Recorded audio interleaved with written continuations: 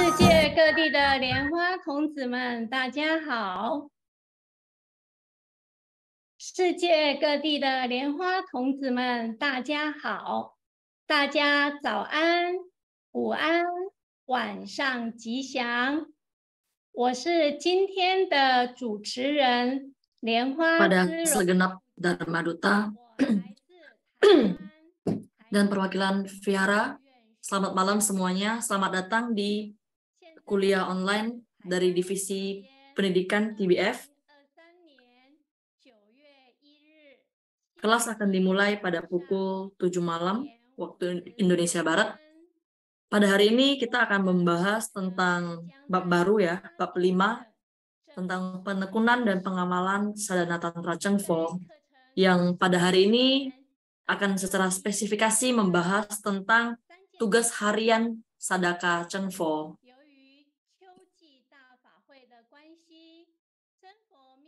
课程还有全球网络同修将会暂停2周，但是 Di sini ada sedikit pengumuman di mana kita tahu karena pada pertengahan September akan diadakan upacara akbar musim gugur di Seattle. Oleh karena itu ada pemberhentian kelas secara sementara pada tanggal 8 September dan 15 September. Oleh karena itu kelas akan dimulai kembali pada tanggal 22 September. 大家要赶紧交作业哦。好，那今天欢迎大家一起学习。在课程还没有开始之前，先跟大家分享师尊的金句。这段文句取自《莲生活佛文集》第249册，书名是来自佛国的语言。莲生活佛说：“你难道不知道吗？外气世界无常，内情世间无常，天地人王无常，英雄豪杰无常，富贵名位无常，青春美貌无常，一切一切无常，死法无定，死决定至。那你不修行，等什么？”前2个礼拜，我和华光的师兄师姐去为一位师兄做白事助念。这位师兄年纪不大，身体硬朗，可是就在一次的意外中往生了。就如师尊所说，死法无定，死决定至。我们不知道我们什么时候会死，也不知道我们会怎么样死。可是我们一点都不担心，因为我们知道，时间一到，我们就会回到摩诃双莲池。那到底我们身为一个密教行者，身为一个真佛弟子，我们要怎么样做，才能够保证我们将来的往生呢？告诉你哦，借着真莲花童子们捆绑的力量，一起精进打卡，一起学习，是很好很棒的方法哦。好的，京剧跟大家分享到这里。我们现在时间是7点58分，等一下我们的课程将在8点整开始。好，我先看看，看到了莲花美儿助教，美儿助教您好，莲如教授师您好，还有我们的翻译员一家助教。美丽讲师，还有丽清师姐、丽妍助教，你好。莲朝法师，你好。Kelas sebentar lagi akan dimulai. 你好。Diharapkan kepada seluruh partisipan untuk bersiap-siap. 还有于飞讲师，您好。看看少敏师姐您好，慧芝师姐您好，做人讲师你好，廉珍师姐你好，还有玉校助教您好，伟华讲师您好，好，线上的所有的师兄师姐大家好。我先看看我们的莲衣上师上线了没有？好，还有看到莲和上师，你好。好，请问有看到莲衣上师上线了吗？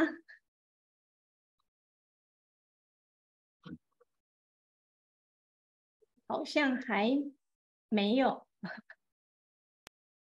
好的，那我们就再等一下。现在时间已经是8点整。Dikarenakan pembicara Sunin Isang masih belum online ya di Zoom-nya, jadi kita tunggu sebentar dulu.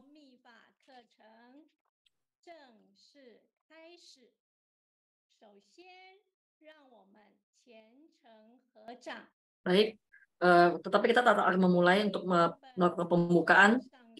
Pertama-tama marilah kita bersikap anjali, sembah sujud kepada Dharma Raja Linseng, sembah sujud kepada Guru Sesepuh Chen Focong, sembah sujud kepada para Buddha, Bodhisattva, Dharmapala, dan Dewa di altar mandala. Semoga Maha Guru dan para Buddha Bodhisattva senantiasa memberkati agar kelas Dharma hari ini dapat berjalan dengan sempurna. Marilah kita membentuk mudra Padma Kumara dan memanjatkan mantra Padma Kumara 7 kali. Om Kru Lien Shen Siddhi Hom. Om Kru Lien Shen Siddhi Hom. Om Kru Lien Shen Siddhi Hom. Om Kru Lien Shen Siddhi Hom. Om Kru Lien Shen Siddhi Hom. Om Kru Lien Shen Siddhi Hom. Om Kru Lien Shen Siddhi Hom. Amitofo. Selamat datang kepada Acarya Pembicara Shilin Yi Shangshi dan kepada Ketua TBF Lihua Chengchu Shangshi, Ketua Divisi Pendidikan Lian He Shangshi, dan Ketua Publikasi Ketua Humas Lian Jia Shangshi, dan kepada segenap acarya Jiao Shou Shi, Fa Shi, Jiang Shi, Zhu Jiao, dan para umat perwakilan tempat ibadah sekalian semuanya. Selamat malam semuanya. Amitofo.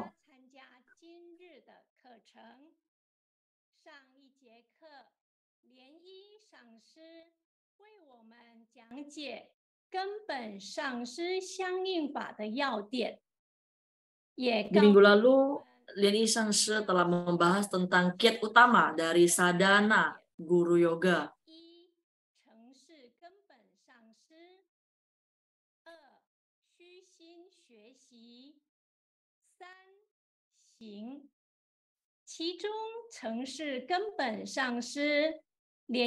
Di mana di minggu sebelumnya telah diajarkan tentang poin-poin utama, ya, kiat-kiat utama dalam menekuni sadhana guru yoga. Dan pada hari ini kita akan membahas tentang apa saja yang harus dilakukan oleh sadaka di setiap harinya. Tugas-tugas apa saja yang harus dilakukan. Dan pada pertemuan hari ini kita sudah memasuki di bab kelima, itu mengenai penekunan dan pengamalan sadhana tantra Zhenfo.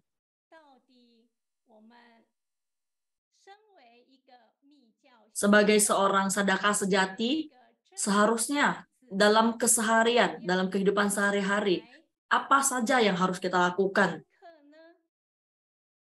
Tugas-tugas apa saja yang harus kita praktekkan?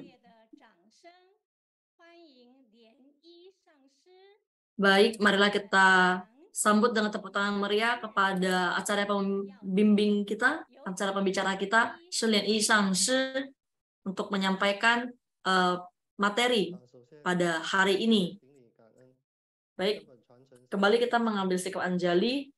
Pertama-tama marilah kita sembah sujud kepada Dharma Raja Lin Sheng, sembah sujud kepada Guru Sesepuh Chen Fo Zong, sembah sujud kepada para Buddha, Bodhisattva, Dharma, dan Dewa.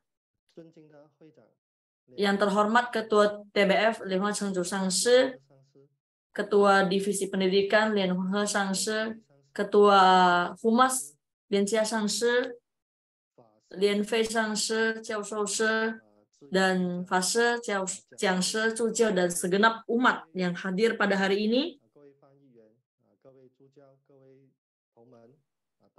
Selamat malam semuanya. Amitofo.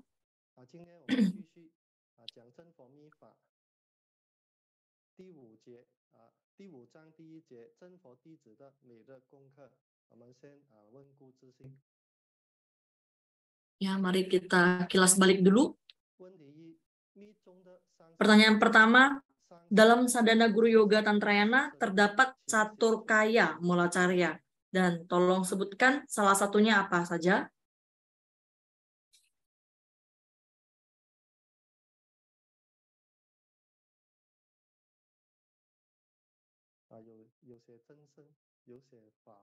Ya, jadi jawabannya itu adalah Satya Kaya, Dharma Kaya, Samboga Kaya, dan Nirmana Kaya.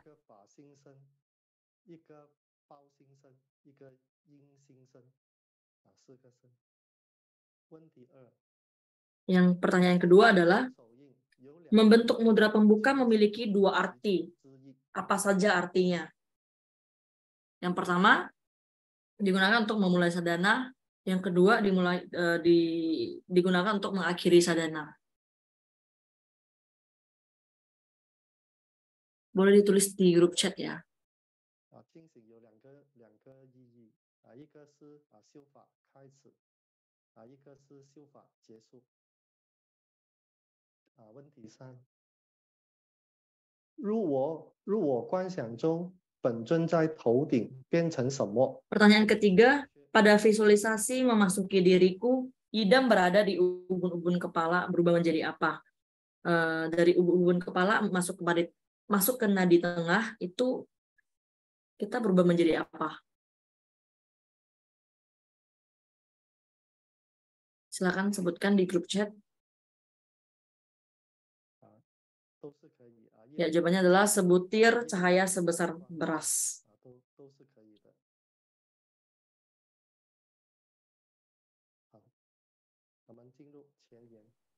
Baik, kita memasuki prakata. Kita harus menekuni sadhana setiap hari 1 kali. Dikarenakan waktu anggota sangha itu seperti Shangshi, Fashi, Jiaoshoushi itu waktunya lebih panjang, maka 1 hari itu 4 kali. Dan untuk bagi umat berumah tangga, menekuni sadhana 1 hari 1 kali itu merupakan tugas wajib harian seorang sadaka.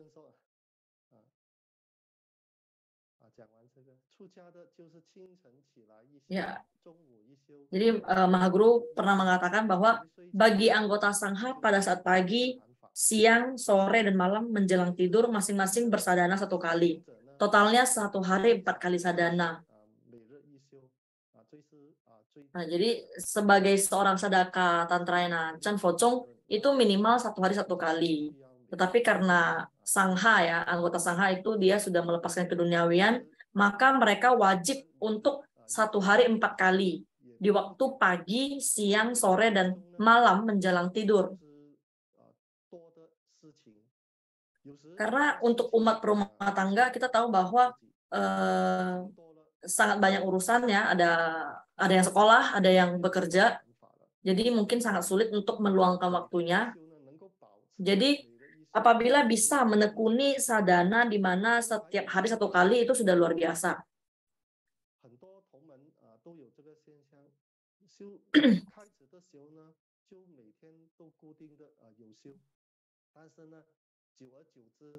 Tetapi banyak sekali contoh di mana ada umat yang di mana awal-awal mungkin cukup tekun, cukup giat di mana 1 hari bisa 1 kali, tetapi setelah perlahan-lahan sudah bertahun-tahun akan pelan-pelan semakin sibuk, semakin banyak aktivitas dan mulai memudarnya rasa ingin bersadhana setiap hari 1 kali, akhirnya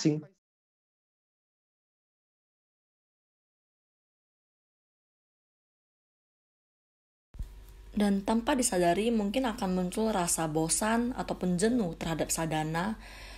Mungkin kita akan merasakan kehilangan makna ataupun arti dari sadhana. Makanya kita harus bisa bertahan ataupun tetap menetapkan sadhana kita agar bisa terus menekuni sadhana 1 hari 1 kali.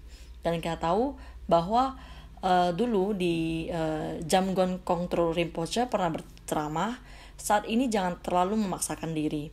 Anda harus mengubah cara melatih diri Anda.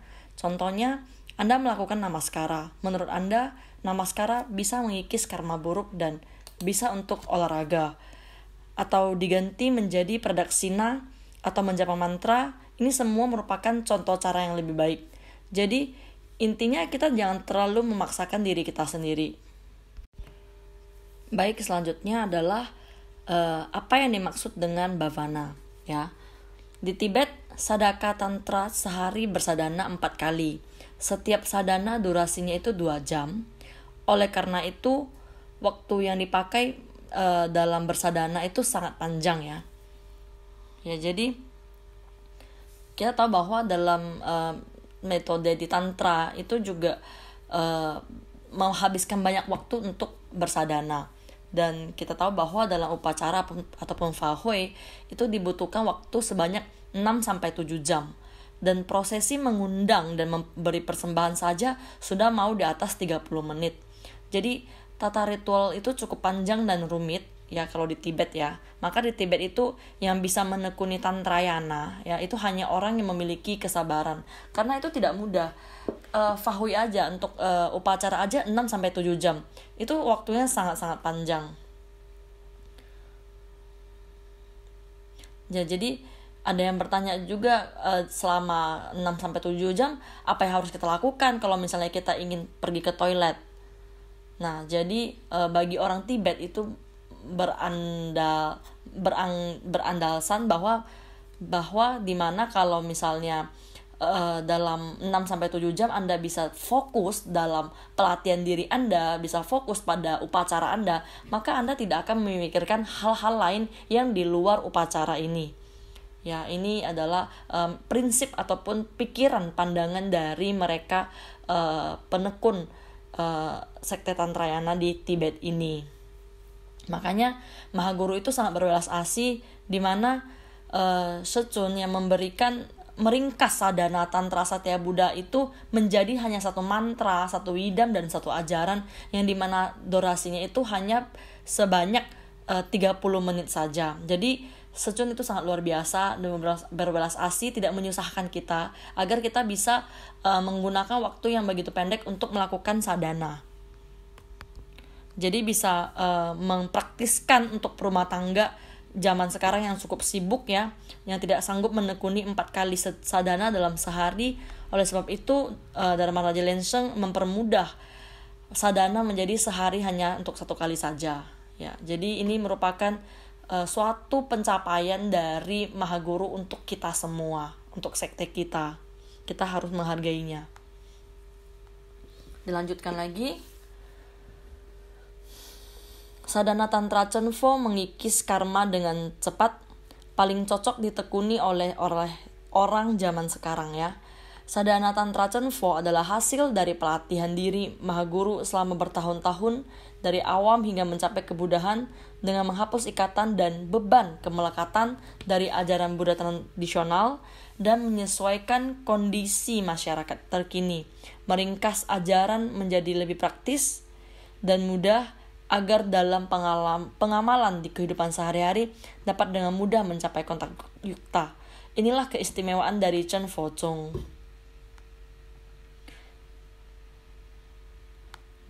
Dharma Raja Lenseng pernah berceramah, berbhavana dalam Tantra Chenpo menitik beratkan Dharma.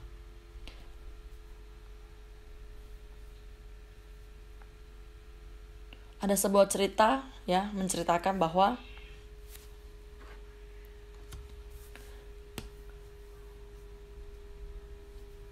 jadi kita tahu bahwa kita menekuni agama Buddha itu supaya kita bisa memiliki pandangan yang benar, ya. Supaya kita memiliki pandangan yang sejati.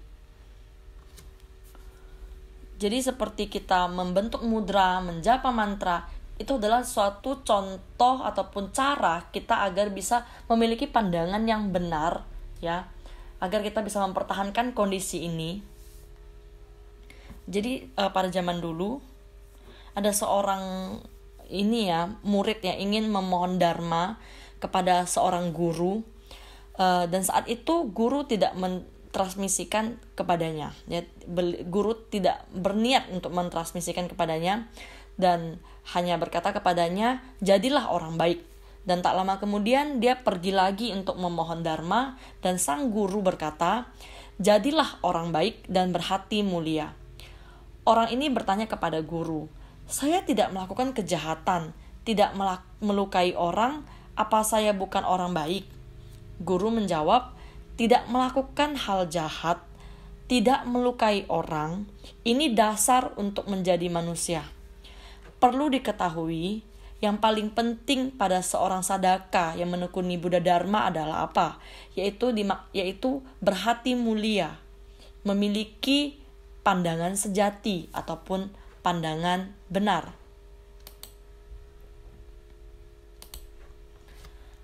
Apabila sebuah kalimat ada mengatakan bahwa di mana Manusia benar, dharmanya juga benar. Manusianya sesat, dharmanya juga pasti sesat. Sifat dharma itu tergantung dengan hati manusia. Jika menggunakan cara ini untuk menolong orang lain, membantu mereka melepaskan kesulitan, kegelisahan, dan penderitaan, maka dharma ini akan melahirkan begitu banyak pahala. Sebaliknya, jika menggunakan dharma ini untuk ketenaran dan keuntungan pribadi, malah akan membuat karma buruk. Jadi ini merupakan suatu siklus yang sangat sesuai dengan logika ya. Dimana kita berniat baik, otomatis dharma yang kita pelajari juga baik. Apabila sebaliknya, bila kita tidak memiliki pandangan yang baik ataupun memiliki pandangan yang buruk, maka ajaran ataupun dharma yang diperoleh pun itu tidak baik. Intinya kita harus memiliki pandangan benar dan pandangan yang sejati. Dengan demikian kita bisa melahirkan begitu banyak jenis berkah pahala. Bawana dan sadhana itu berbeda.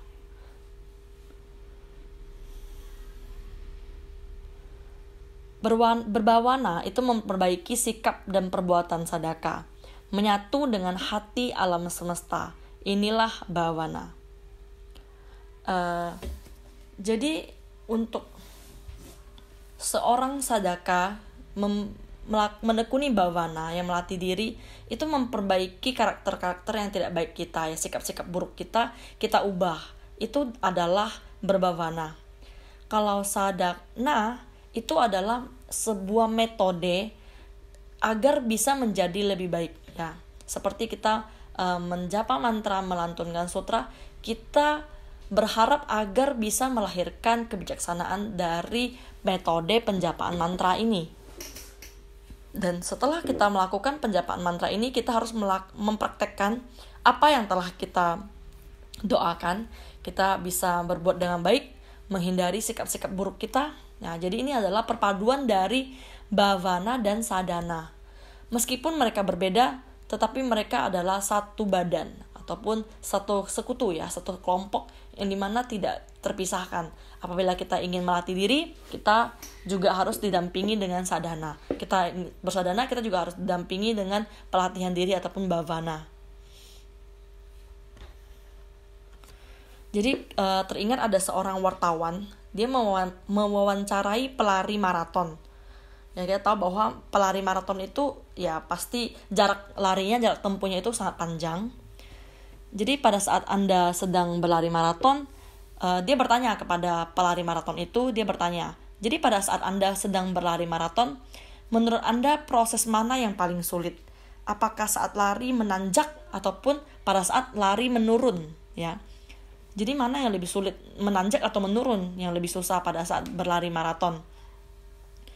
Nah, jadi orang tersebut menjawab, semuanya bukan.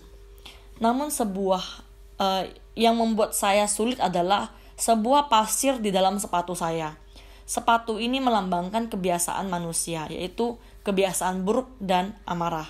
Jadi menurut saya ini sangat logika ya.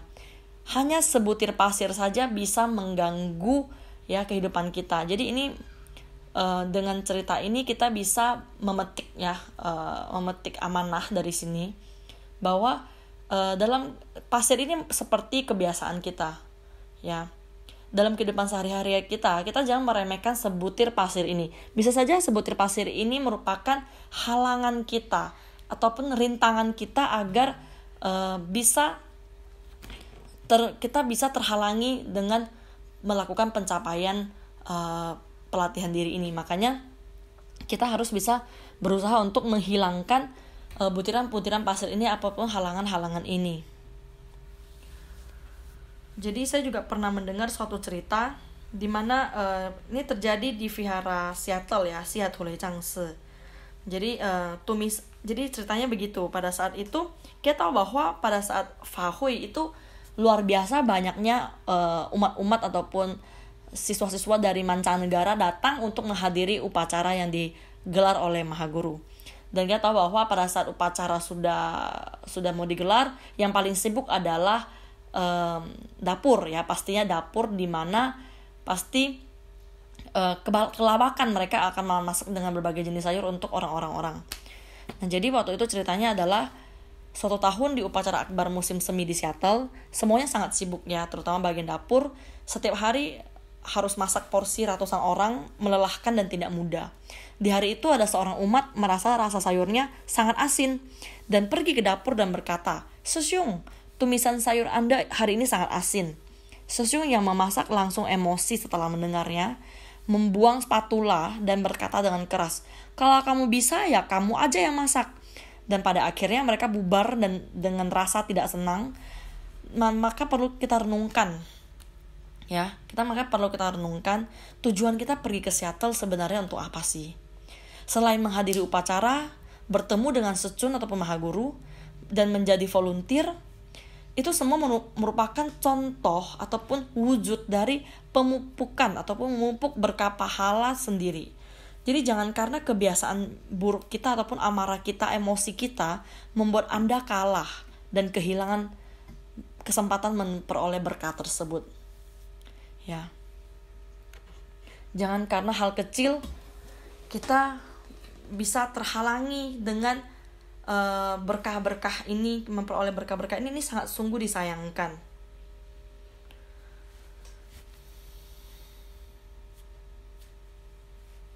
Dan padahal kita sudah banyak sekali ya melakukan hal-hal baik di depan, sudah memupuk banyak ladang kebajikan atau berkah di depan, tetapi karena hal-hal kecil ini, emosi kecil ini, malah semua berkah pahala yang di depan telah dihapuskan. Ini kan satu contoh yang sangat tidak baik ya. Kayak seperti sangat disayangkan. Padahal kita udah berbuat susah payah di depan, berbuat baik, malah kita hancur gara-gara perbuatan kecil yang tidak baik ini. Sadhana berarti menekuni berbagai macam tata ritual sadhana Chenpo agar Triguya Sadaka memperoleh pembersihan dan menyatu dengan kesucian dan kesempurnaan hati alam semesta. Demikianlah bawana dan sadhana keduanya harus bersamaan, tidak boleh berat sebelah. Nah, maka dari itu kita semua mungkin sudah jelas ya apa perbedaan dari bhavana dan sadhana. Bagaimana cara kita supaya bisa mencapai kekuatan dharma, ya kita gunakan dengan metode sadhana. Bagaimana kita bisa melahirkan kebijaksanaan, ya maka kita harus lakukan dengan pelatihan diri dalam kehidupan sehari-hari. Bagaimana kita menjalani hidup dengan sesama, dengan keluarga, dengan teman, dengan rekan kerja dan lain-lain, itu merupakan semua praktek ataupun wujud dari pelatihan diri kita. Kita harus tahu bahwa satu prinsip di mana begitu banyak orang mungkin tidak baik terhadap kita, mungkin kita tahu adanya jalinan karma di sini. Ya, orang tidak baik terhadap kita, mungkin memang ada jalinan karma. Nah, jadi ini adalah saat di mana kita harus bisa memutuskan jalinan karma ini. Kita harus bisa tidak boleh membalas kejahatan dengan mereka. Ya. Kita malah harus bisa berbuat kebajikan kepada mereka. Kita putuskan ikatan jalinan karma ini. Dengan demikian kita bisa memperoleh berkah pahala. Kita bisa merenungkan kesalahan-kesalahan kita apabila kita merasa kita melakukan kesalahan, ya. Maka dari itu kita menyebabkan orang itu tidak senang dengan kita boleh merenungkan dan memperbaikinya. Tetapi jika kita tidak melakukan hal yang salah, orang itu tetap tidak suka dengan kita bisa melakukan pelatihan diri dengan baik.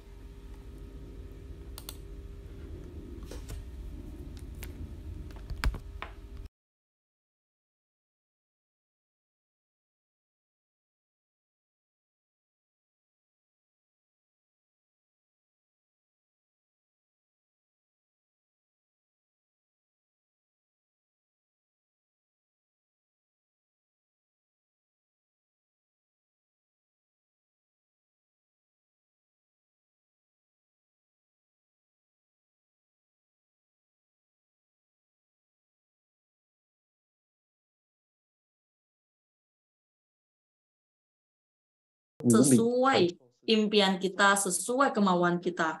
Oleh karena itu, bagaimana kita bisa melepaskan kemelekatan ini?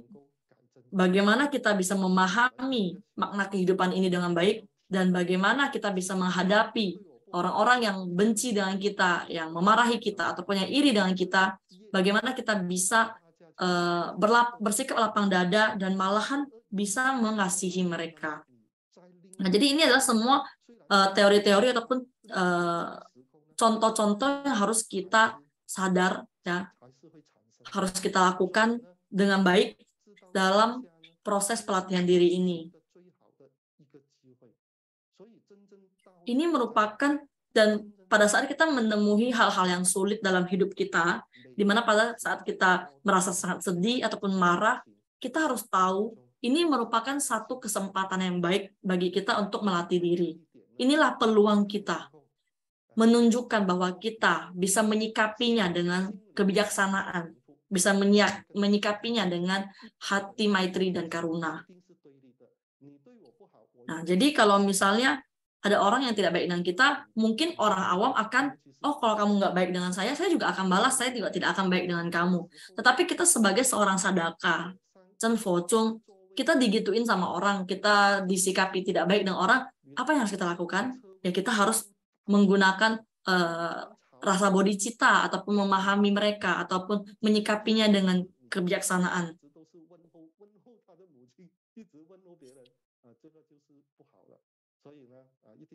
Jadi seperti mereka seringkali berkata buruk, ya tahu bahwa kata-kata yang toksik itu seperti apa. Jadi kita juga jangan membalas dengan kata-kata demikian.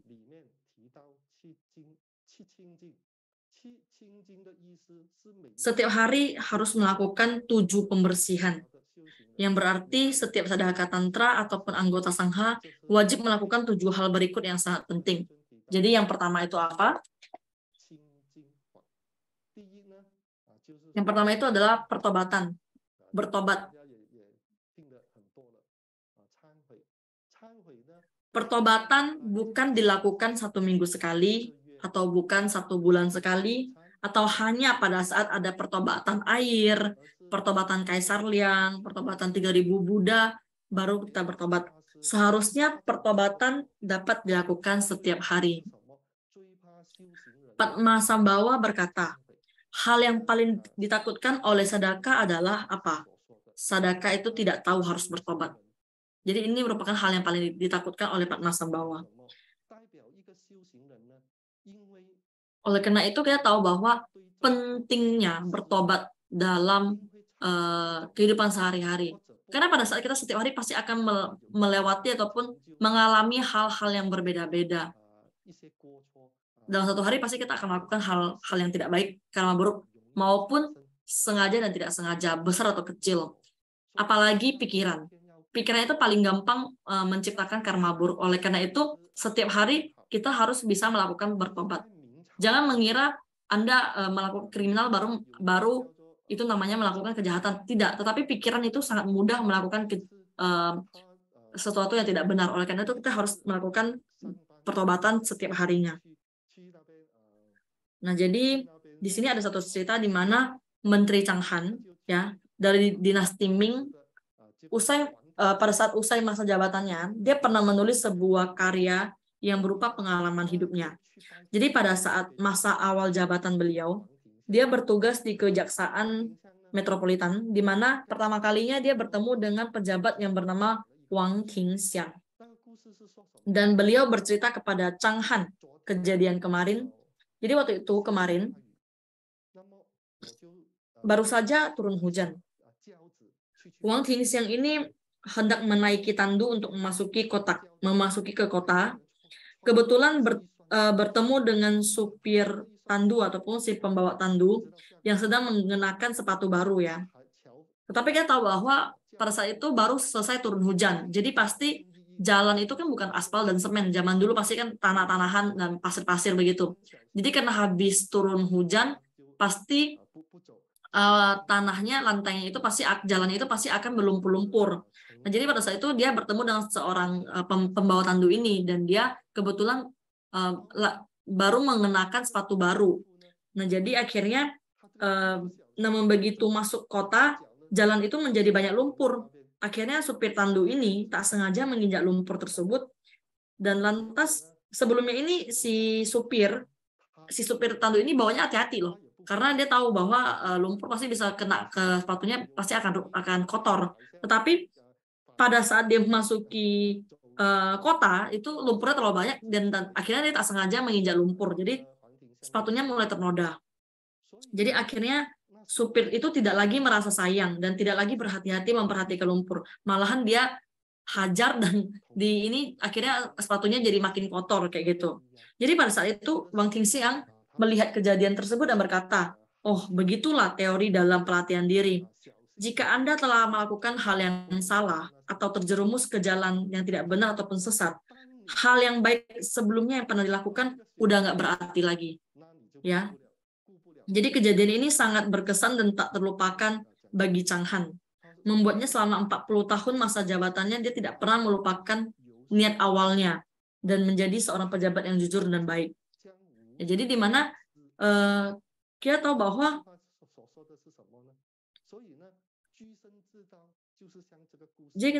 bahwa di mana pada saat kita melatih diri, kita berusaha menjaga sila, kita berusaha berbuat kebaikan, kita berusaha menjadi seorang sadaka yang baik. Namun apabila kita terjerumus suatu kali kita terjerumus ke dalam hal yang tidak baik ataupun kita tersesat, maka hal-hal sebelumnya yang pernah Anda lakukan yang baik-baik itu udah nggak berarti lagi. Jadi sama teorinya dengan tadi si sang pembawa tandu itu. Jadi mengapa hal ini mengingatkan kita kepada bertobat? Mengapa kita harus melakukan pertobatan setiap harinya? Karena kita tiap hari pasti akan melakukan kesalahan dari kecil maupun besar. Oleh karena itu kita setiap hari bertobat, maka kita bisa berusaha menghapus dosa-dosa kita sebelumnya. Apabila kita cuman bertobat di satu hari, terus besoknya udah buat salah, nggak bertobat lagi, ya sama aja kayak gitu.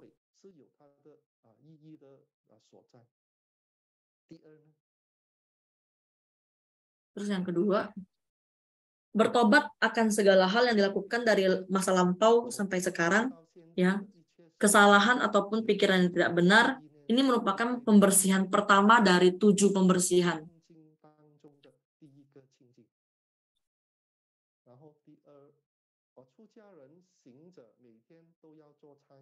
Dan anggota sangha dan umat berumah tangga setiap hari harus melakukan pertobatan.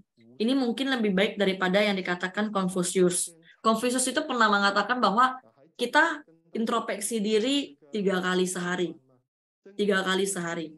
Namun sekarang kita cuma perlu bertobat 1 hari sekali. Ya, zaman dulu Konfusius itu menegakkan asas di mana kita setiap hari harus introspeksi diri 3 kali sehari. Tapi Secun meringkas ya, Secun cuma bilang cukup kamu bertobat 1 hari sekali aja udah cukup.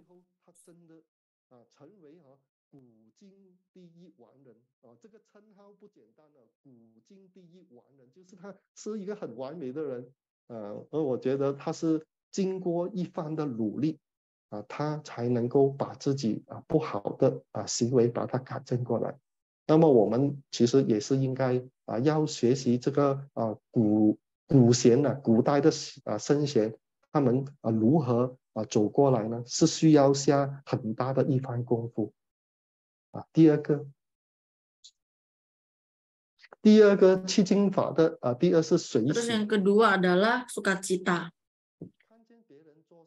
Melihat orang lain berbuat kebaikan, kita juga harus bisa merasa sukacita. Bahkan pada saat mengikuti upacara, berbuat pahala, semua dilakukan dengan penuh sukacita.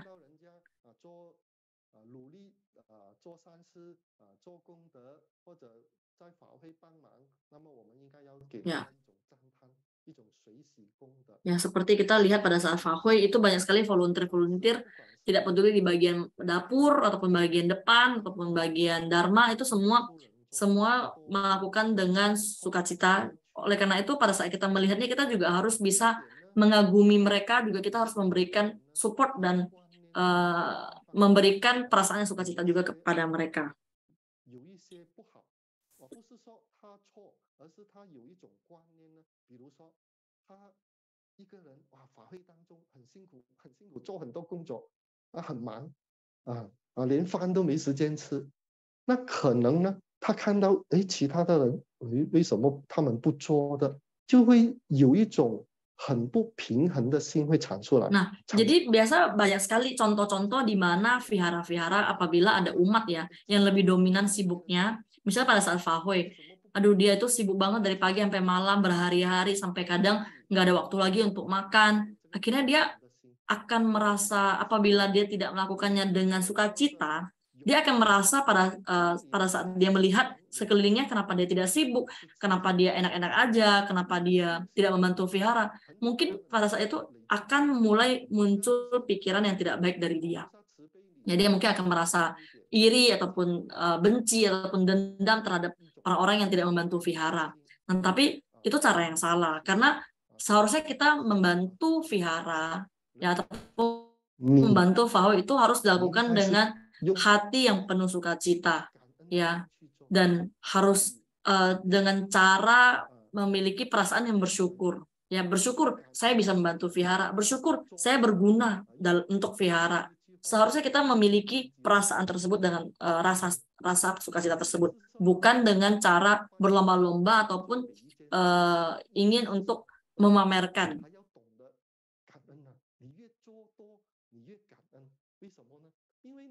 Ya, semakin banyak Anda melakukan hal baik, Anda harus semakin banyak bersyukur. Bersyukur Anda memiliki peluang ini, bersyukur Anda memiliki kesempatan ini untuk melakukan semua hal ini. Ya, kita tahu bahwa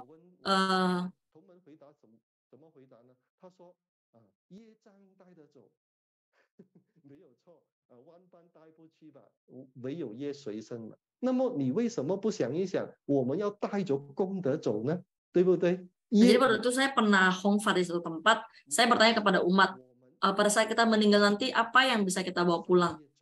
Semuanya itu tidak bisa kita bawa pulang, tidak bisa kita bawa mati kan, benar gak? Dan ada umat yang menjawab, karma buruk bisa kita bawa sangse.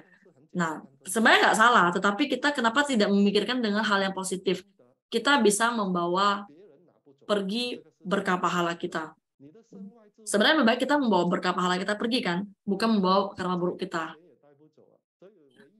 Tapi memang benar, nggak salah. Cuman sebaiknya Anda berpikir lebih positif, dan saya pergi, saya meninggal nanti, yang saya bawa adalah berkah pahala, tetapi bukan karma buruk. Jadi saya bisa melakukan banyak kebajikan selama masa hidup saya semampu saya. Tapi ingat, harus dilakukan dengan rasa sukacita dan rasa bersyukur.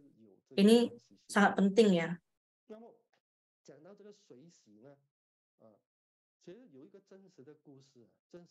Jadi ada satu cerita nyata ya. Ya ini sungguh luar biasa sih. Jadi ada satu cerita, ada seorang pekerja wanita di pabrik daging. Setiap hari sebelum pulang dia harus masuk ke ruang pendingin untuk memeriksa daging. Suatu kali seperti biasa dia masuk ke ruang pendingin tersebut dan entah bagaimana pintu ruang pendingin tersebut tiba-tiba tertutup. Dia berteriak sekeras-kerasnya, namun tidak ada yang mendengar. Saat itu udah jam pulang dan semua karyawan udah pulang. Jadi 1 jam kemudian pintunya tiba-tiba terbuka dan seorang satpam ataupun seorang petugas keamanan yang membukanya. Selain berterima kasih, si wanita ini juga bertanya kepada satpam, ini bukan tugasmu, mengapa Anda bisa kemari untuk membuka pintu? Dan satpam itu menjawab, saya di sini kerja udah 20 tahun. Setiap hari mendapat salam selamat pagi dari Anda. Setiap pulang juga mendapat salam sampai jumpa dari Anda. Hari ini Anda mengucapkan selamat pagi, begitu sore di saat semua orang sudah pulang, tetapi tidak ada ucapan sampai jumpa dari Anda. Oleh karena itu, saya berpikir, apakah sedang terjadi sesuatu dengan Anda? Mengapa Anda tidak muncul? Dan akhirnya saya coba mencari kemana-mana dan tidak menemukan Anda. Akhirnya satu-satunya adalah ruang pendingin. ruang pendingin inilah yang saya belum coba untuk mencarinya. Akhirnya saya coba cari, setelah saya buka pintu, ternyata Anda sedang berada di dalamnya. Oleh karena itu, kita tahu bahwa berkah dari sukacita itu sungguh luar biasa. Meskipun ini hal yang kecil, hanya sebuah salam selamat pagi dan sampai jumpa. Si pekerja wanita ini bisa mengucapkan dengan rutin selamat pagi kepada orang, selamat malam, sampai jumpa kepada orang, itu pasti dilakukan dengan ikhlas dan sukacita. Namun kita tahu bahwa berkah dari sukacita ini sungguh luar biasa. Hal kecil begitu bisa menolong nyawanya. Oleh karena itu, di sini mengingatkan kepada kita semua, segala sesuatu kita bisa melakukan dengan penuh sukacita, itu pasti kita akan mendapatkan berkah pahalanya.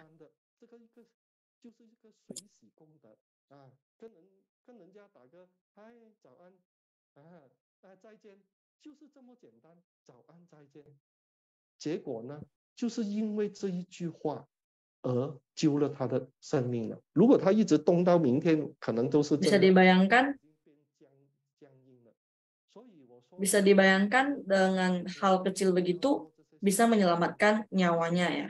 Bisa dibayangkan kalau misalnya dia ternyata satpam itu tidak datang, akhirnya dia bisa semalaman beku di sana, mungkin nyawanya juga udah akan hilang karena pasti sudah beku.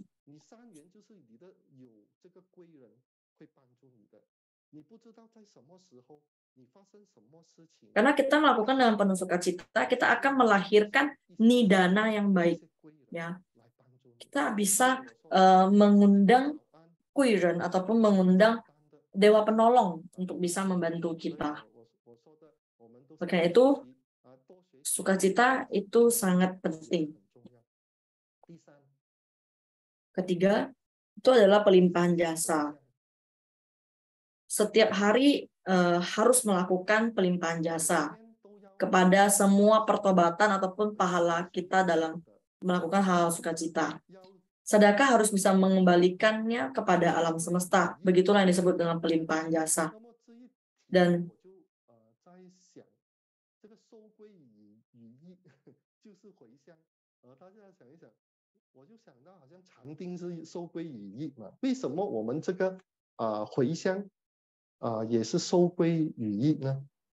mengapa kita melimpahkan jasa? Mengapa kita melimpahkan jasa semua pertobatan dan pahala kita, itu juga berarti kita mengembalikan kepada alam semesta.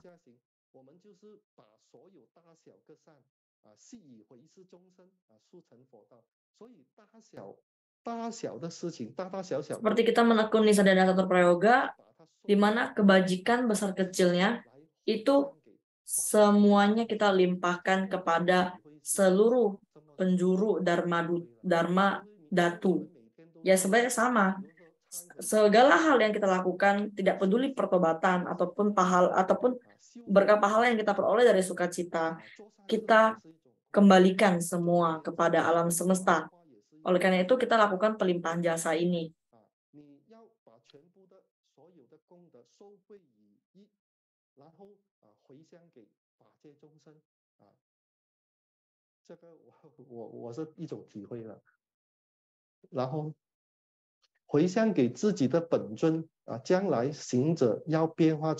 Melimpahkan jasa kepada yidam sendiri. Kelak sedekah akan berubah menjadi yidam, bahkan terlahir ke tanah suci. Semua berkah pahala, tidak peduli besar atau kecil, semuanya harus dilimpahkan agar kita dapat terlahir ke alam suci yidam. Biasanya saya seperti begini ya dalam kehidupan dalam sadhana sehari-hari saya.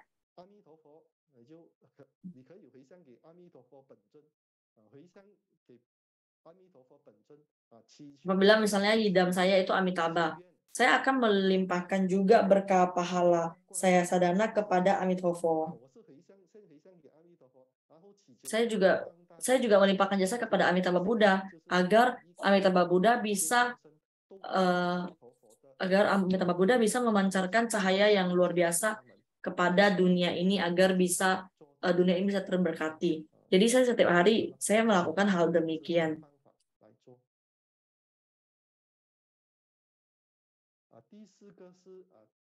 Yang keempat itu adalah hati tenang. Sedekah harus setiap saat menjaga hati agar tidak menjadi kacau ataupun liar, harus dilakukan dengan bermeditasi, menenangkan pikiran dan memasuki samadhi idam.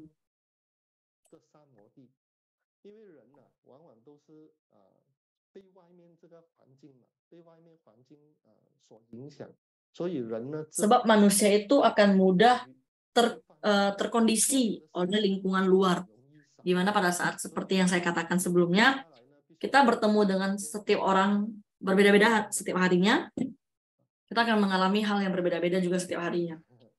Apabila kita sedang menemui hal-hal yang kurang baik, kita akan mudah terkondisi dengan lingkungan tersebut. Apalagi seperti sekarang zaman teknologi ataupun zaman sudah semakin maju, kita juga akan melihat barang-barang yang mewah ataupun barang-barang yang bagus, kita juga akan mudah tergoyahkan. Nah, jadi ada satu cerita di mana di Jepang ya, ada seorang jenderal, dia sekarang udah tua. Sebelumnya itu, ini cerita dia sudah tua. Dan sepanjang hidupnya itu, si sang jenderal ini mengabdi kepada negara dan masuk ke medan perang, dan di masa tuanya, pada saat dia pensiun, dia mulai gemar ataupun suka mengumpulkan barang-barang antik. Nah, jadi suatu hari dia masuk ke dalam ruang penyimpanan barang antiknya, mengambil sebuah pot keramik ya, vas keramik gitu ya, di yang pada zaman dinasti Song.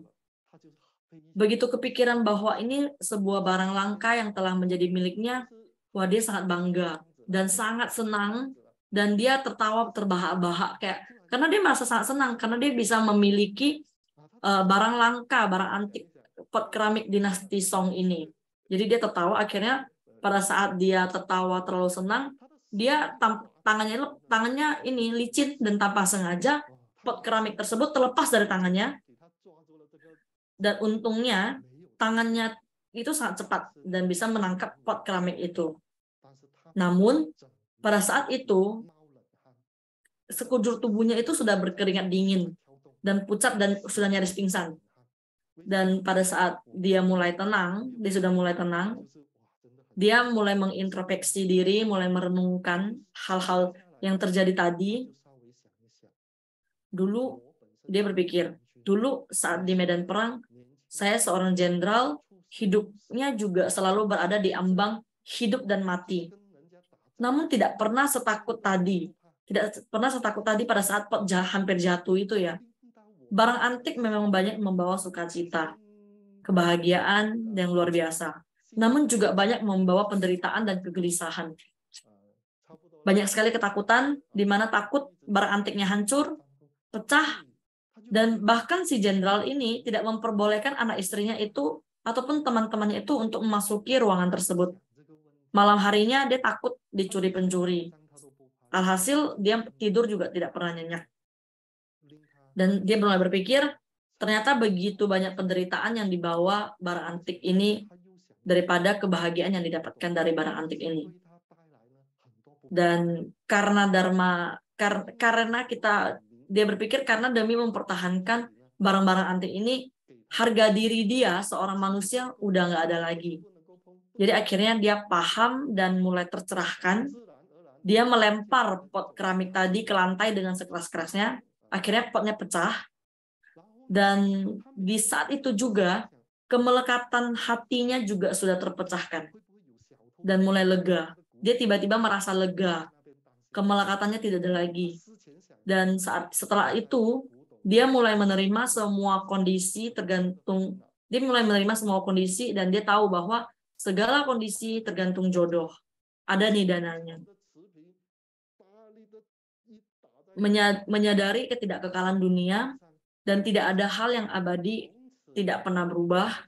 Dengan demikian, setelah perenungan itu terselesaikan, dia sudah mulai tercerahkan, akhirnya tiap malam dia sudah bisa mulai tidur pulas.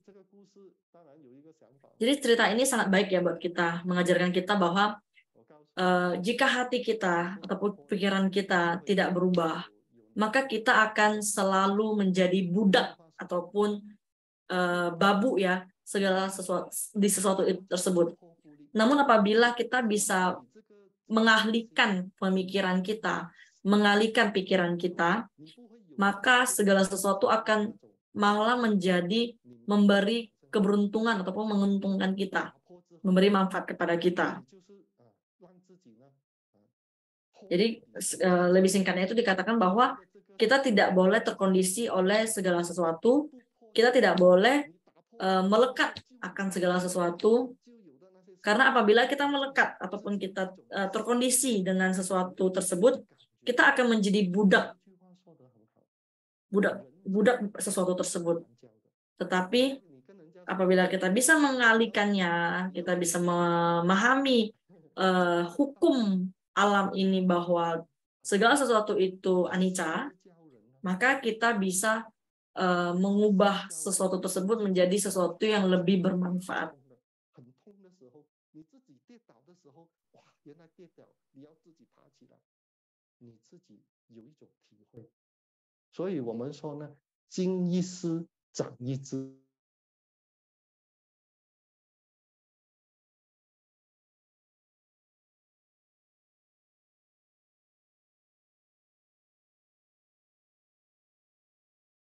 Mengalaminya, jadi Anda tidak ada suatu perundungan ini.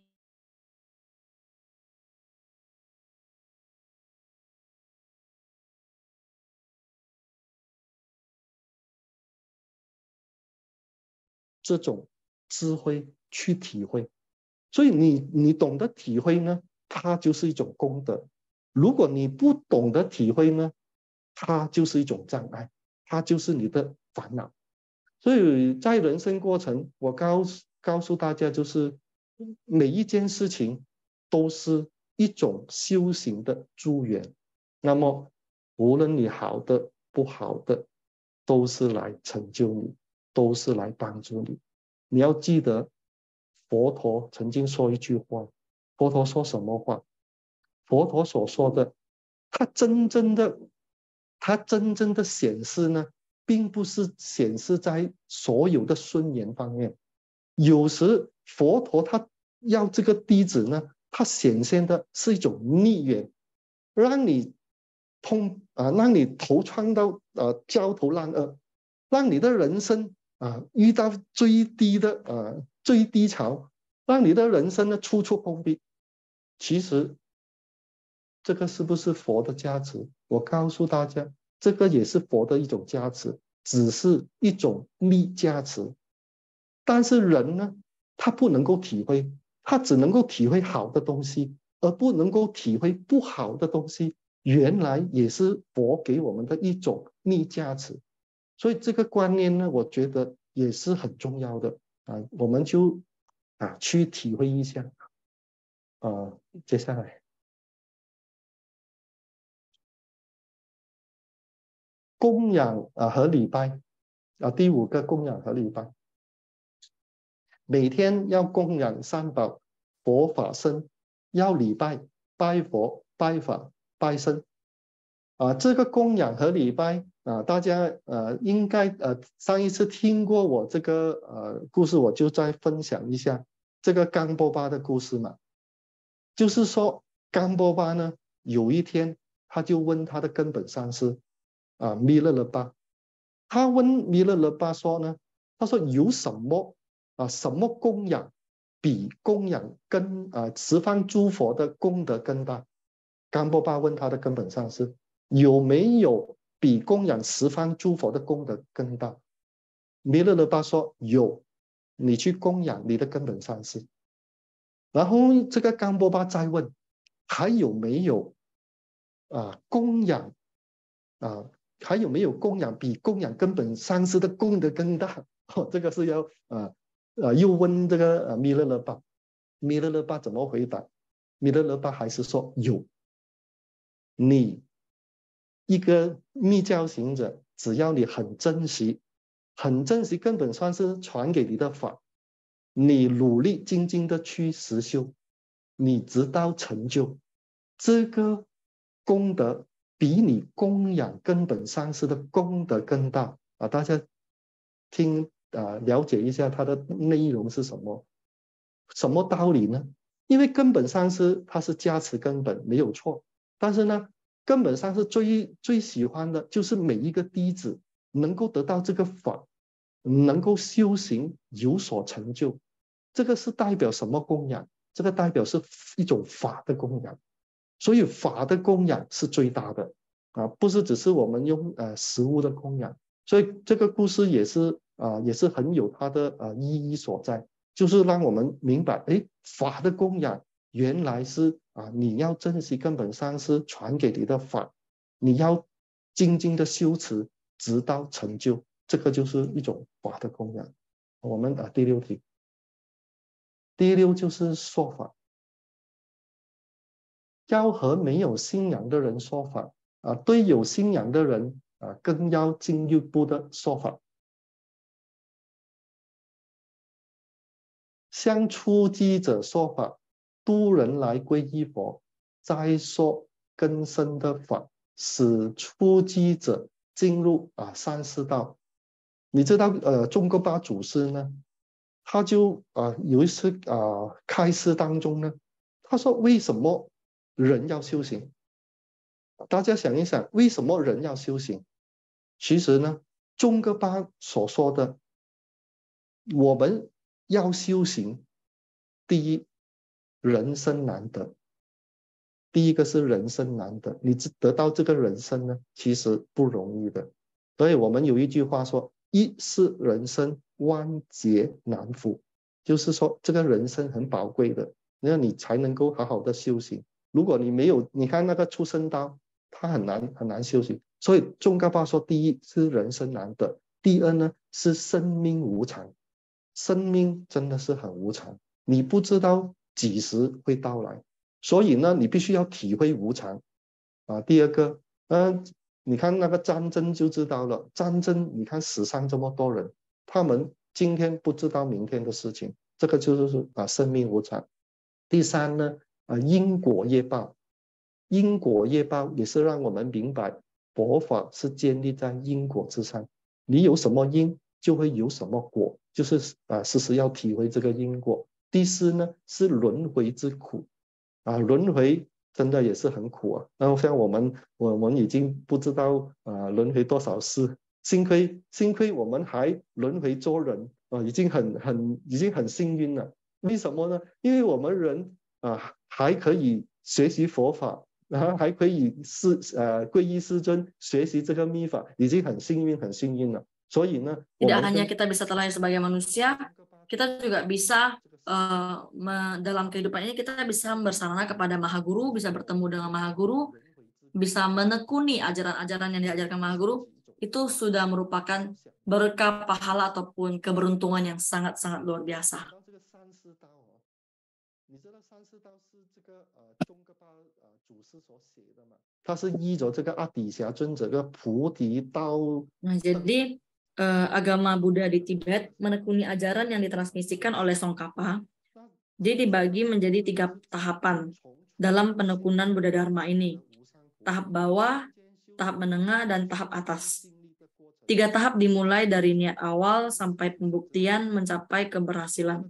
Demikianlah proses yang harus dilalui oleh seorang sadaka, yang mana dimulai dari bawah sampai atas, ya, dari dangkal hingga dalam. Dari bawah ke menengah, kemudian sampai tingkat paling atas, setiap hari berdhamma di sana untuk menuntut insan. Tahap bawah adalah metode terbebaskan dari 3 alam samsara dan mencapai tahapan dewa, tingkat dewa. Tahap menengah adalah metode terbebaskan dari tumbuh lahir, memutuskan kilesa, mencapai parinibbana, dan hingga memperoleh tahapan tingkatan Sravaka.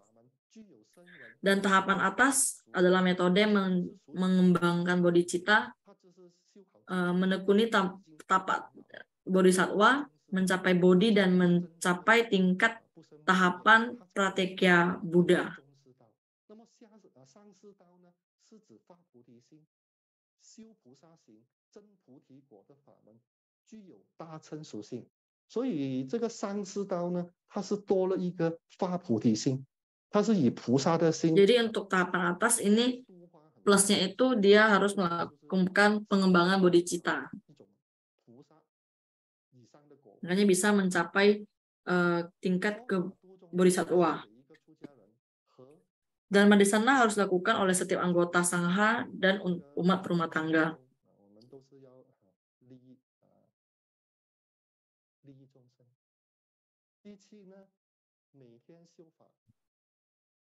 Yang ketujuh adalah bersadana setiap hari.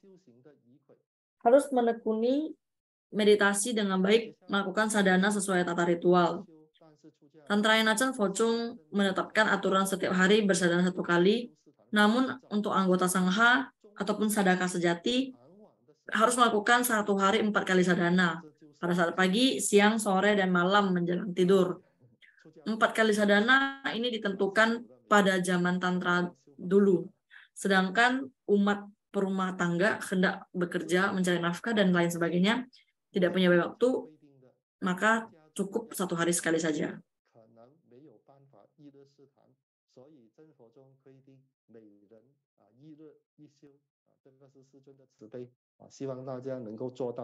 Jadi kita diharapkan agar semua sadaka bisa melakukan hal tersebut. Baik, kita masuk ke kuesioner, kuis ini ya, kuis sesi 1.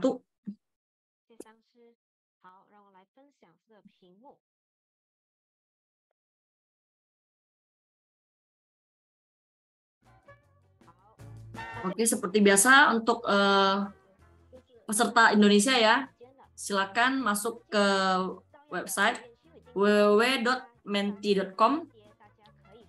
Terus kodenya adalah 72885463. Ayo diharapkan segenap peserta Indonesia untuk mengikuti kuis ini. www.menti.com 中文的可以输入这个 Masuk ke website dulu www.menti.com, terus masukkan kode Indonesia 72885463. 印尼文呢有72885463，那给大家大概1分钟的时间来输入名字来参加游戏。那我们的游戏呢，发觉到大家都很精进，都很努力。那今天给大家多一点点的难度，就是我们今天总共有，平时总共4题呢，今天加多1题来给大家多一点温习的。那这第多的1题会在哪个环节呢？就会在游戏的第1个环节中进行。在第2环节，我们还是会有2个问题的，好吗？那大家待会要多多加油啦！我们大约还有30秒的时间，请大家抓紧机会加入游戏，输入名字。那鼓励大家多多的输入自己的名字。待会呢，如果你得到前10名的分数呢，我们大家都可以认识您是谁了。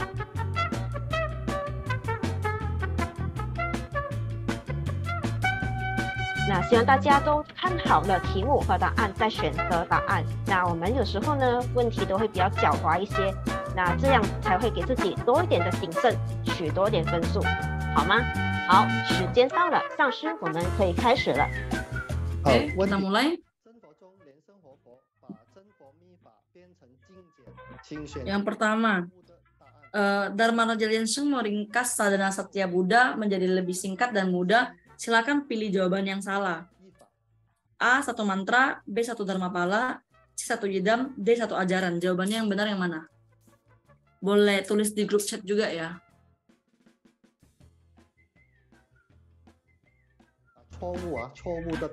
Yang salah loh ya, jawaban yang salah.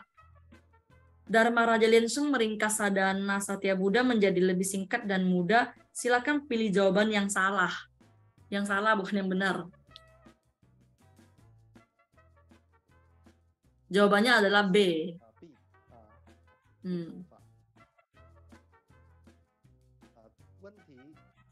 Oke. Yang kedua, dalam Dharma Desana Dharma Raja Linseng membahas pertobatan perlu dilakukan berapa lama sekali? A. 1 bulan sekali, B. 1 bulan 7 kali, C. setiap hari 1 kali. Jawabannya yang mana?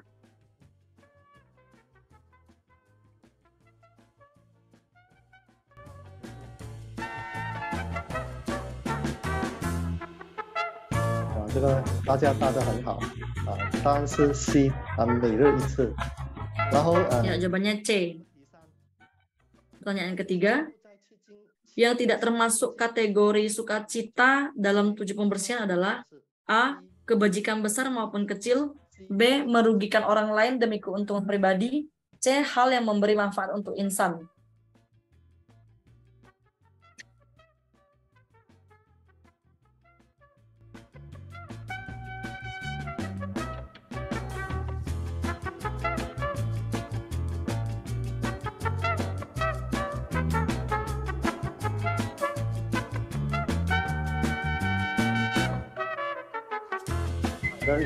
大家也答得很好B Ya, jawabannya B.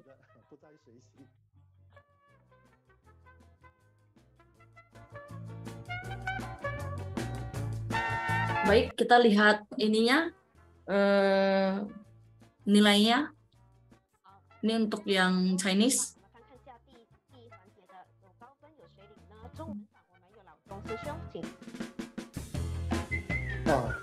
先恭喜老钟印尼文有莲花素方。 Ini yang Indonesia, ya. 英文有 Tony pony。暂时领先恭喜。好，谢谢大家以及上司，我们待会第2环节我们待会见，交给上司。 Baik, kita kembali masuk ke materi.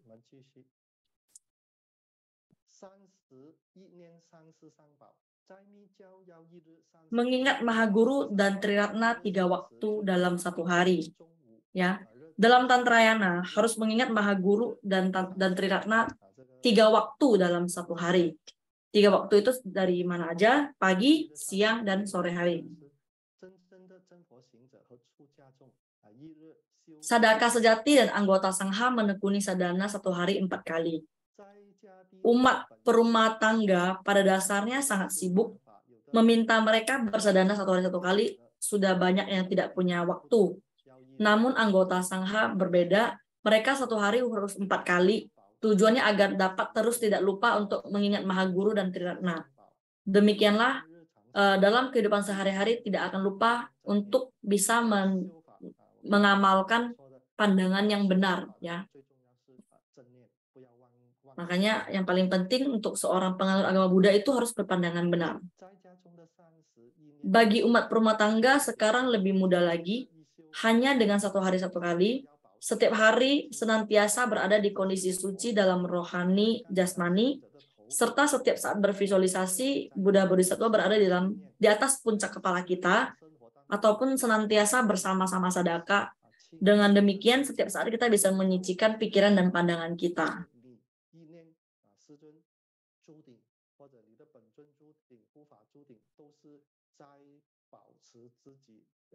Ini semua tujuannya untuk bisa kita menyucikan pikiran dan pandangan kita.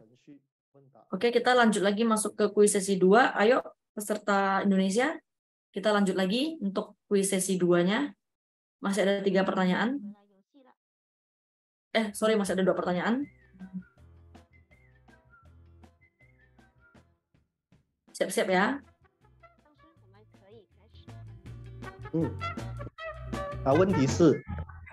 Yang keempat, pertanyaan keempat.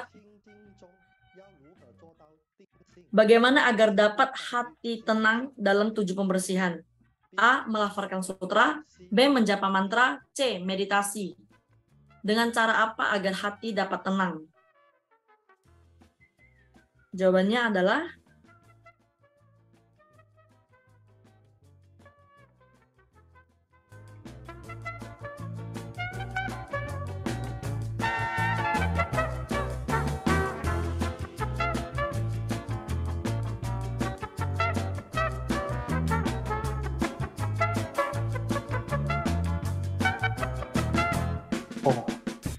benar semua ya, C.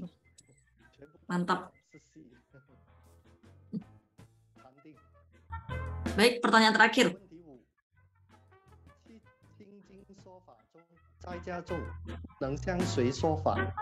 Dharma desana dalam 7 pembersihan, sadaka boleh bernama desana kepada siapa? A. Pemula, B yang beragama, C yang tidak beragama, D semuanya benar. Kepada siapa boleh melakukan dharma desana? Ayo.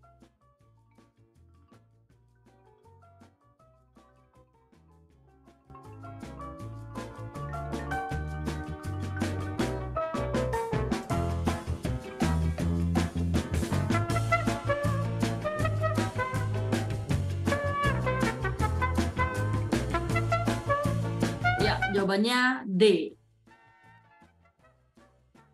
答案是D。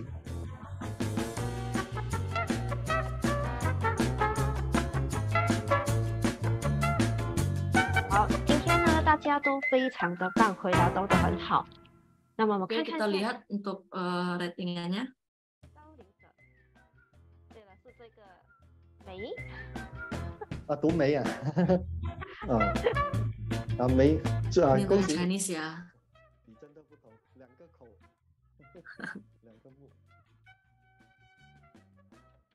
来看看下印尼版有谁呢？ Ini yang Indonesia, 有莲花素芳。 Lianhua Sufang. 英文还是由 Tony 领先。恭喜 Tony。好，谢谢大家，给自己一个掌声。我们下次再接再厉，现在交回给上司继续讲课。谢谢大家的参与。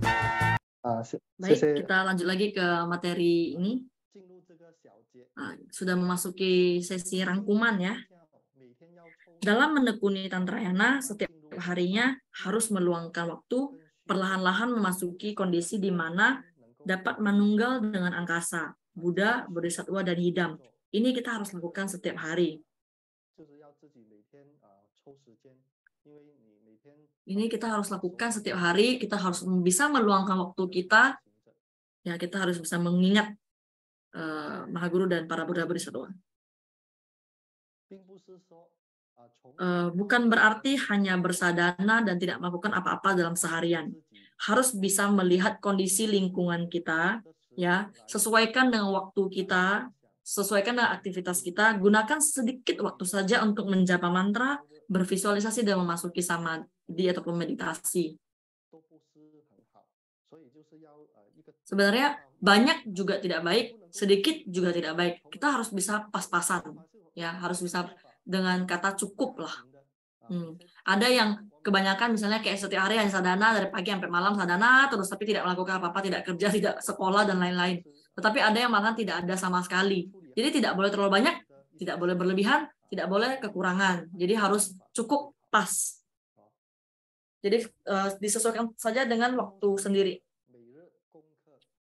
Tugas sadaka setiap hari adalah menekuni sadhana catur prayoga, yaitu melakukan Mahanamaskara, Mahapuja, menjapa mantra satu sarana, menekuni sadhana Wajrasattva. Inilah yang merupakan sadhana catur prayoga. Ini kita udah tahu semua lah ya, udah sering kita bahas sebelumnya. Lanjut. Ada waktu boleh menjapa Sutra Raja Agung dan Sutra Satya Buddha ataupun Chan Foching, dan juga harus sering menjapa mantra hati Mahaguru, yaitu Om Kuru Lienshan Siddhi Hom. Ya, ini paling basic ya, kita semua seorang sadaka Chan Pocong, otomatis kita pasti dan wajib harus menjapa mantra Mahaguru, mantra secun.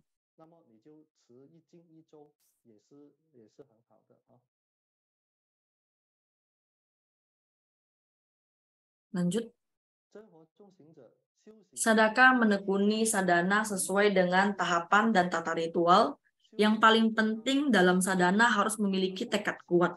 Ya, tidak boleh panik, buru-buru, ataupun bahkan lompat tingkat. Ya, misalnya lompat tingkat, misalnya kayak baru mulai sadhana yang pertama, eksternal, sadhana catur prayoga, udah lompat langsung ke sadhana eksternal. Itu merupakan salah satu contoh dari lompat tingkat. Ya. Tapi tidak boleh demikian, itu tidak sesuai dengan dharma ajaran secun. Jadi kita harus bisa satu langkah demi satu langkah melakukan penekunan. Terlebih dahulu kita harus menekuni sadhana catur prayoga untuk mengikis karma buruk, kemudian sadhana guru yoga agar bisa memperoleh kekuatan adhisthana ataupun chat sheli dari secun, Demikian baru bisa menekuni sadhana idam.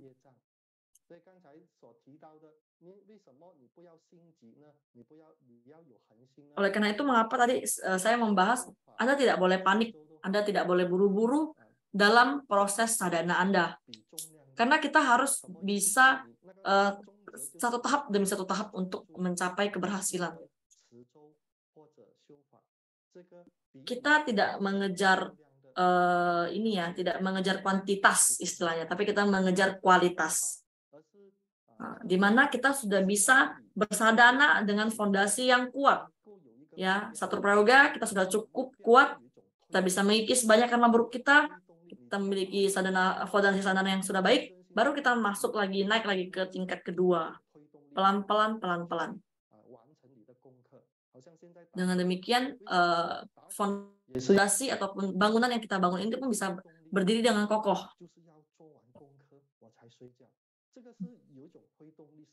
Apalagi kalau misalnya kita dalam sehari-hari, kita bisa menegaskan kepada diri kita agar kita bisa melakukan tugas harian ini dengan satu konsekuensi.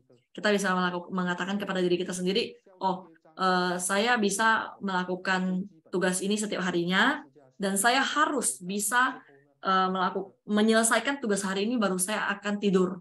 Kalau tidak, saya tidak tidur. Mungkin dengan begitu pelan-pelan kita bisa menjadikan sadhana itu menjadi satu kebiasaan. Oke? Jadi sebelum saya tutup kelas hari ini, saya akan sharing sedikit tentang satu cerita ya. Jadi judul ceritanya itu lucu. 10 tahun tekun belajar di bawah jendela yang dingin, namun tak sebanding dengan semangkok teh. Jadi ini sebuah ungkapan ataupun peribahasa yang ada di dalam Tiongkok ya. Nah, jadi ceritanya begini. Kaisar dinasti Ming itu namanya Chu Yuanzhang ya. Chu Yuanzhang ini melakukan perjalanan dinas, dan saat di perjalanan, karena cuaca waktu itu sangat panas, dia merasa sangat haus, dan pada saat berhenti dia melihat seorang petani sedang bekerja di ladang. Maka sang kaisar ini, si Chu Yuanzhang ini, meminta ajudannya untuk meminta air dengan si petani. Dan cuacanya begitu panas, si petani otomatis juga merasa lelah dan haus. Tetapi biarpun dia merasa demikian, petani tetap memberikan airnya kepada Kaisar Chu Yuanzhang. Usai meminumnya, si kaisar ini merasa sangat senang dan terbantu ya, karena dia merasa haus dan akhirnya si petani bisa mengalah memberikan air. Dan petani tua itu berkata kepada Chu Yuanzhang, "Wahai pejabat, tempat tinggal kami ini lebih jauh dan terpencil. Mau berjalan untuk mendapat sumber air itu cukup jauh. Ikutlah bersamaku pulang ke rumah, isi air sampai penuh ke dalam botol Anda, sudah bisa bertahan sampai ke kota." Akhirnya Chu Yuanzhang ini pun pergi ke rumah petani dan mengisi 2 botol air dan meminum semangkok teh di sana sambil beristirahat sejenak.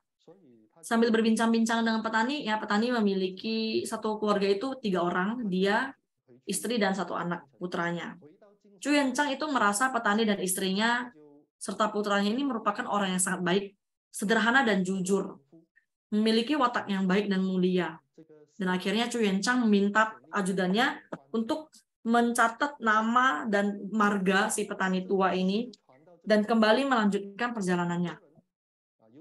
Tak lama setelah pulang sampai ke kerajaan, si Chu Yuanzhang mengangkat si petani tersebut menjadi kepala desa. Dan akhirnya berita ini terdengar oleh para siswa pelajar di sana yang begitu tekun belajar, dan mereka pun saling memberi informasi ini. Dan akhirnya muncullah desas-desus. Ada yang berkata, "Aduh, tidak perlu belajar dengan giat aja."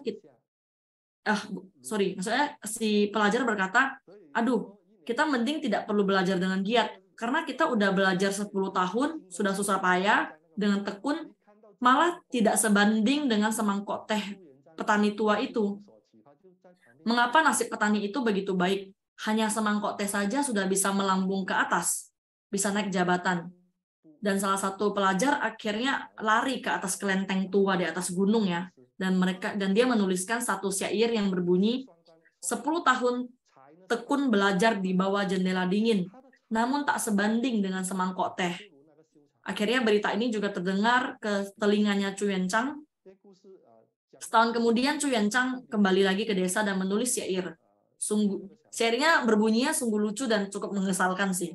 Jadi syairnya berbunyi, bakat dia tak sebaik Anda, namun nasib Anda tak sebaik dia.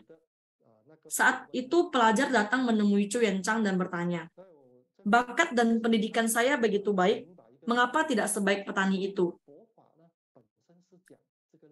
Dan Chu Yuanchang menjawab, meskipun bakat dia tidak sebaik Anda, namun karakter Anda tidak sebaik dia. Anda tidak tahu perbuatan baik apa saja yang telah dilakukan oleh si petani ini. Anda hanya bisa mengkritik dan iri hati melihat hasil yang diperoleh oleh orang lain. Dinasti Ming tidak pernah kekurangan orang berbakat dan berpendidikan. Tidak pernah kekurangan orang berpendidikan ya. Namun sangat kekurangan orang yang berbudi dan berakhlak mulia. Dan usai berbicara tersebut, Chu Yuanchang menatap dengan tegas ataupun sinis ke si pelajar itu, dan pelajar itu pun kaget dan takut sampai bergetar dan tidak berani berbicara kembali. Usai mendengar cerita ini, ada yang menyatakan bahwa nasib petani ini sungguh baik, benar. Namun apa Anda tahu dari manakah nasib dia ini? Mengapa dia bisa mengalami nasib baik ini? Dan pastinya dari hatinya yang baik dan mulia. Kita tahu bahwa kebajikan merupakan akar dari berkah. Pohon bertumbuh dimulai dari batang. Sebagai seorang manusia, jadikanlah kebajikan sebagai asas ataupun prinsip Anda hidup. Akar tetaplah dasar dari sebuah pohon. Kebajikan tetaplah dasar dari seorang manusia. Jadi, kebajikan apa yang Anda miliki, itulah nasib yang Anda peroleh. Ya. Jadi kita tahu bahwa dengan memupuk ladang kebajikan, memupuk berkah, Anda pasti akan memperoleh berkah pahala yang lebih luar biasa lagi. Ya.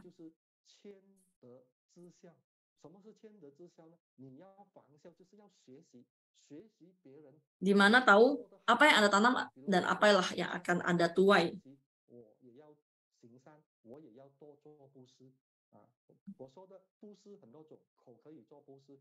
Nah, jadi kita juga harus banyak melakukan berdana. Berdana itu kan sudah banyak jenis. Kita sudah pernah menjelaskan sebelumnya.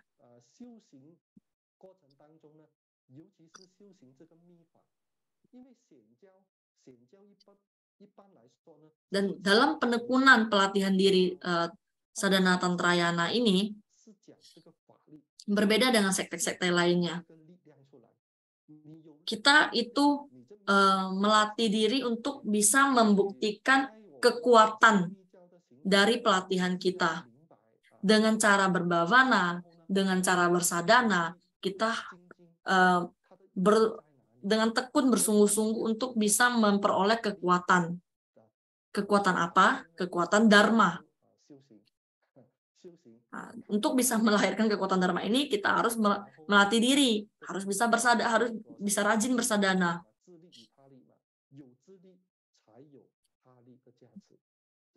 Seperti yang minggu lalu saya bahas, adanya kekuatan dari diri sendiri dan adanya kekuatan dari luar, ya. Dengan adanya kekuatan diri sendiri, maka akan lahirlah kekuatan dari luar.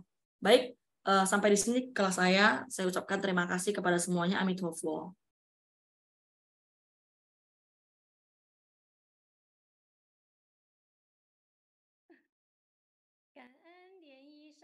Baik, terima kasih kepada Lin Yishang Shi yang telah menyampaikan materi kelas yang sangat-sangat luar biasa.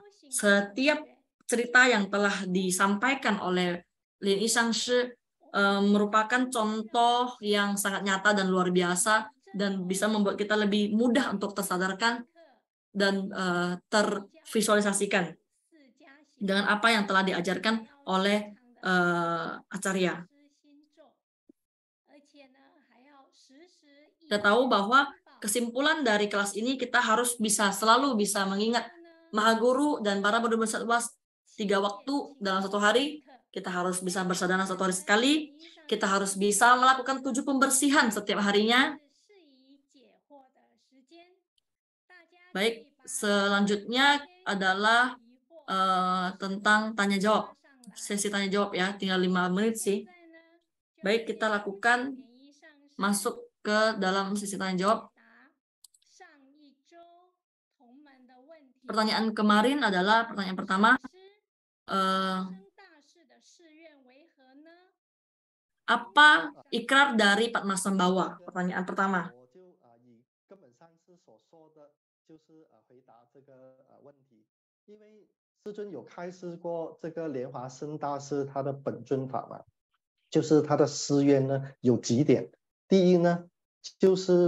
Mahaguru pernah berkata,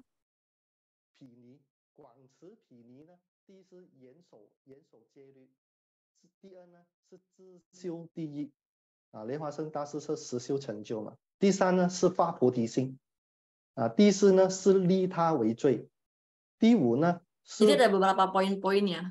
Itu dikatakan cukup cepat, nanti kita bisa ketik dan catat, simpan share ke Google saja. Salah satunya itu ada poin itu harus berbodhicitta.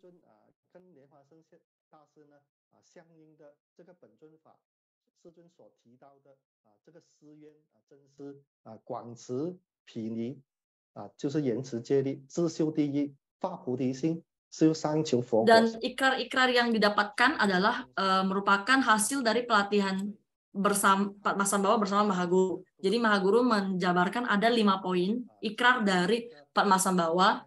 Nanti akan di-share ya. Kita akan meminta filenya dari Acarya dan kita akan terjemahkan dan kita akan share ke grup.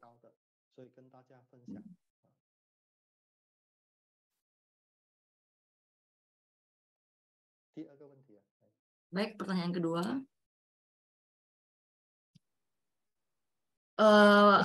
Untuk sukarelawan yang membantu dalam proses pembacaan ritual duka, ya, itu mungkin mereka akan takut terkena dengan hawa gelap ataupun aura-aura kotor. Jadi harus bagaimana?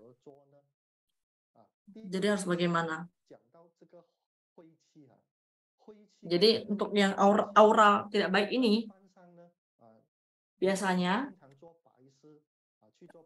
apabila kita sering melakukan ritual doa duka, biasanya kita sebelum masuk rumah, kita boleh langkah api dulu. Ya, kita boleh tahu kan proses langkah api yang dimana kita harus bolak-balik totalnya 7 kali untuk caranya itu kita simpan baskom di depan rumah kita, terus kita masukin beberapa kertas mantra, terus kita bakar dan kita bolak-balik itu 3 kali, jadi totalnya 7 kali sebenarnya. Jadi terakhir itu kita harus langsung masuk rumah dan tutup pintu. Nah, jadi dengan demikian kita bisa membersihkan aura-aura ataupun sesuatu yang tidak baik dalam yang mengikuti kita, gitulah. Dan apabila setelah langkah api kita masih merasakan hal-hal yang tidak enak ataupun tidak baik, kita masih ada cara lain. Itu adalah ambil bunga putih. Mandi bunga putih. Ya, mandi bunga kembang ya. Jadi kita bunganya itu adalah harus bunga putih. Jadi kan bunga putih itu kan pasti banyak kelopak-kelopaknya ya. Jadi satu kelopak kita baca pada saat kita mematahkan satu kelopak, kita baca satu mantra. Jadi pas kita kupas satu kelopak, Om Krulin Sesitihom kita lempar ke dalam bak mandi. Jadi kita baca sampai habis kelopaknya, kita lempar ke dalam bak mandi sebanyak-banyak mungkin, secukupnya. Dan jadi air bak mandi tersebut sudah tersucikan dan kita mandi. Jadi itu juga salah satu cara untuk membersihkan aura-aura yang tidak baik di dalam tubuh kita. Kedua cara ini boleh dilakukan. Biasa sih langkah api lebih mudah dan lebih bagus.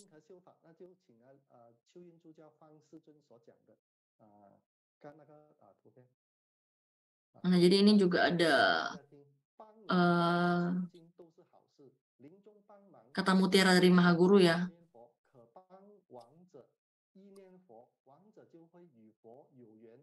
Nah, jadi Mahaguru berkata membantu orang membacakan doa duka itu hal yang sangat benar. Jadi asalkan Anda adalah sadaka, Anda telah bersarana dengan Chen Fo Chung, Anda cukup bervisualisasi Maha Guru berada di atas kepala Anda. Tidak peduli apapun hal yang Anda lakukan, Anda visualisasi Maha Guru berada di atas puncak kepala Anda. Dan Maha Guru mengatakan, asalkan Anda melakukan hal demikian, Anda bisa bervisualisasi Secun berada di atas kepala kita, maka semua sesuatu akan ditanggung oleh Maha Guru. Ya, jadi Anda pikir apabila Anda pergi doa duka, Anda takut, Anda visualisasikan Maha Guru di atas kepala Anda sudah bisa dengan tenang berdoa karena Anda tahu bahwa Maha Guru sudah bisa membantu Anda, melindungi Anda, bertanggung jawab atas segala yang akan terjadi. Jadi Anda harus bisa melakukan metode demikian. Jadi Anda tidak perlu takut, ya. Apapun kondisinya, Anda sudah tahu Maha Guru akan membackup Anda, akan mengcover Anda. 最重要，最后你是观想自己，世尊注定你做的一切事情都是以世尊为主，做主就好了。 Jadi kita serahkan semuanya kepada Maha Guru.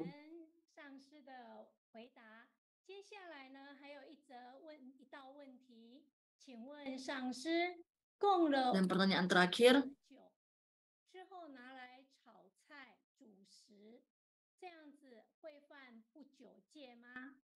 nah, jadi apabila kita memberikan persembahan puja arak, terus kita setelah udah puja, udah memberikan puja, terus kita gunakan arak tersebut untuk masak sayur, apakah itu bisa melanggar sila mabuk-mabukan? Jawabannya tidak, karena sila kelima itu adalah tidak mabuk-mabukan, di mana Anda tidak pada saat makan ataupun minum tidak sampai mabuk, itu sudah tidak apa-apa. Karena apabila pada saat kita melakukan misalnya kita udah makan ataupun minum sampai mabuk-mabukan, itu pasti Anda tidak akan sadar, ya, akan kehilangan kesadaran, maka mungkin Anda akan melakukan hal-hal yang tidak baik. Makanya sila kelima itu tidak boleh mabuk-mabukan, bukan berarti Anda tidak boleh minum bir ataupun tidak boleh minum arak. Karena ada beberapa orang menuntut itu di mana kalau untuk kesehatan itu harus minum bir malahan, kan. Nah, jadi tidak boleh mabuk aja yang penting. Baik, karena waktu sudah sangat mepet, ya, di mana masih ada beberapa pertanyaan, kita akan tampung terus kita akan jawab di minggu depan. Dan terima kasih kepada acarya pembimbing Lini Shangshi, terima kasih kepada segenap acarya yang telah hadir di sini, segenap Jiao Shou Shi, Fa Shi, Jiang Shi Zhu Jiao, dan segenap Padma Kumara yang telah hadir di sini, yang telah bersama-sama kita belajar bersama. Baik, kita persilakan Acarya Shil ini untuk memberikan kata penutup. Mari kita mengambil sikap anjali, kita bervisualisasi kepada Maha Guru, para Buddha Bodhisattva. Terima kasih kepada Aristananya telah kelas hari ini dapat berjalan lancar. Terima kasih kepada Ketua TBF, terima kasih kepada segenap acarya, terima kasih kepada Jiao Shou Shi, Fa Shi, Jiang Shi, Zhu Jiao, dan segenap umat, dan kepada panitia, MC, admin, maupun translator, semuanya, terima kasih.